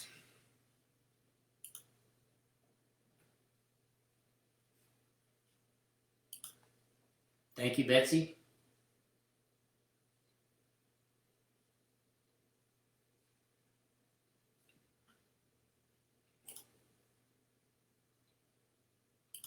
Lila Tov. Excellent, Joe. Thank you. All right. I guess we're going to shut down now. Lehitraot. It means I'll see you later. Same time, same channel next week. There we go. We may try Zoom. I'm considering it. Like I said, I've had a couple of questions. I do like that format. The only limitation is once you get up past our limit, then other people can't join. But we're not quite reaching that limit in this capacity, in this venue yet. So we might could get away with it for a little while. All right. Hitro, shalom, shalom.